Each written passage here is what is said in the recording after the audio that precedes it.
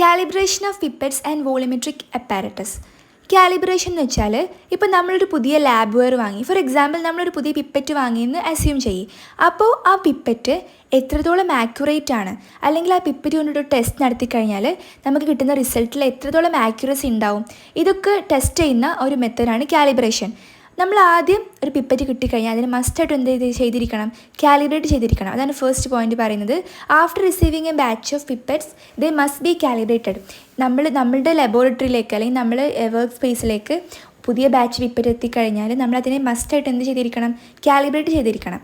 പിന്നെ ഈ calibration പേർപ്പസിൻ്റെ standard temperature എന്ന് പറയുന്നത് 20°C ആണ്. അതായത് 20°C 1 ml വാട്ടറിൻ്റെ വെയിറ്റ് എന്ന് പറയുന്നത് 1 gram ആയിരിക്കും. ഇനി നമ്മൾ പറയാൻ പോകുന്നത് കാലിബ്രേഷൻ്റെ മെത്തേഡ്സ് ആണ്. ഫസ്റ്റ് മെത്തേഡാണ് ഗ്രാവിമെട്രിക് മെത്തേഡ്, സെക്കൻഡ് മെത്തേഡാണ് ഫോട്ടോമെട്രിക് മെത്തേഡ്, തേർഡ് മെത്തേഡാണ് റേഡിയോ ഐസോടോപ്പിക് മെത്തേഡ്. ഗ്രാവിമെട്രിക് മെത്തേഡിൻ്റെ മറ്റൊരു പേരാണ് വെയിറ്റ് മെത്തേഡ്. ഇനി നമുക്ക് ഗ്രാവിമെട്രിക് മെത്തേഡിലേക്ക് കടക്കാം.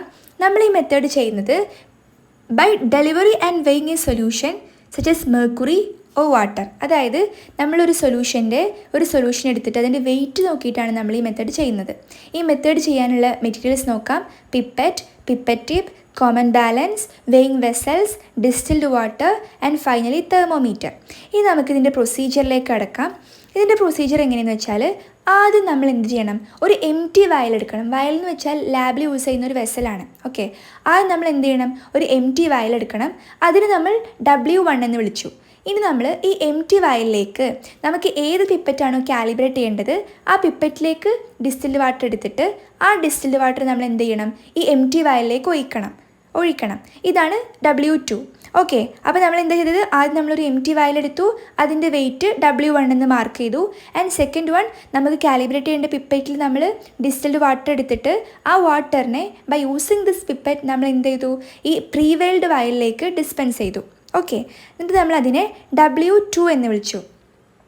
ഇനി നമ്മൾ ചെയ്യേണ്ടത് ഈ W2ൻ്റെയും W1ൻ്റെയും ഡിഫറൻസ് എടുക്കണം. അപ്പോൾ നമുക്ക് എത്ര വാട്ടറാണ് ആ പിപ്പറ്റ് ഡിസ്പെൻസ് ചെയ്തതെന്ന് കറക്റ്റ് മെഷർമെൻറ്റ് കിട്ടും. അതായത് ഡിഫറൻസ് ഓഫ് ദി വെയിറ്റ് അതായത് W2 മൈനസ് W1 കിട്ടിക്കഴിഞ്ഞാൽ നമുക്ക് എന്ത് മനസ്സിലാവും, വാട്ടർ ഡിസ്പെൻസ്ഡ് ബൈ ദി പിപ്പറ്റ് മനസ്സിലാവും. ഓക്കെ, ഇനി ഫൈനൽ പോയിൻ്റാണ്, നമുക്കിതിൻ്റെ ആക്ച്വൽ വോളിയം കാണണമെങ്കിൽ നമ്മൾ ഈ WTനെ F കൊണ്ട് ഡിവൈഡ് ചെയ്താൽ മതി. അതായത് WT എന്ന് വെച്ചാൽ എന്താണ്, പിപ്പറ്റ് ഡിസ്പെൻസ് ചെയ്തിട്ടുള്ള വാട്ടറാണ്.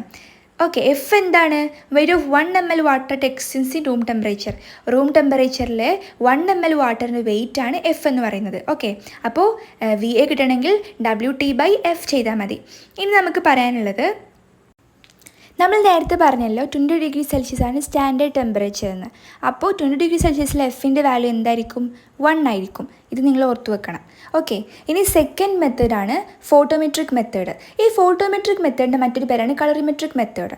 ഓക്കെ, ഇനി നമ്മൾ ഈ ഫോട്ടോമെട്രിക് മെത്തേഡ് മെയിൻലി ചെയ്യുന്നത് മൈക്രോ പിപ്പറ്റിൻ്റെ കാലിബ്രേഷന് വേണ്ടിയിട്ടാണ്. ഓക്കെ, നമുക്ക് ഈ മെത്തേഡും ക്വിക്ക്ലി നോക്കാം.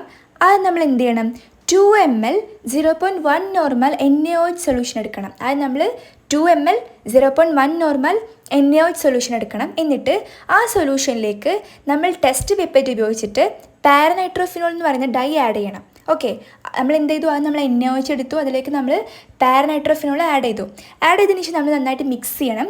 മിക്സ് ചെയ്തിട്ട് നമ്മൾ ഇതിൻ്റെ ഒപ്റ്റിക്കൽ ഡെൻസിറ്റി ഗ്രീൻ ഫിൽറ്റർ ഉപയോഗിച്ചിട്ട് മെഷർ ചെയ്യണം. അതാണ് ഗ്രാവിമെട്രിക് മെത്തേഡ്. ഇനി നമുക്ക് ക്വിക്ക്ലി തേർഡ് മെത്തേഡിലേക്ക് കടക്കാം. ഇതാണ് റേഡിയോ ഐസോടോപ്പിക് മെത്തേഡ്. ഈ മെത്തേഡിൽ നമ്മൾ ഗീഗർ മുള്ളർ കൗണ്ടർ പോലത്തെ കൗണ്ടർ യൂസ് ചെയ്തിട്ട് ഒരു സൊല്യൂഷൻ്റെ റേഡിയോ ആക്ടിവിറ്റി ഡയറക്റ്റ്ലി മെഷർ ചെയ്യുക. ഈ മെത്തേഡ് ഭയങ്കര സെൻസിറ്റീവാണ്. നമ്മളിതിൽ ഗാമ റേഡിയേഷൻസ് ആണ് യൂസ് ചെയ്യുന്നത്.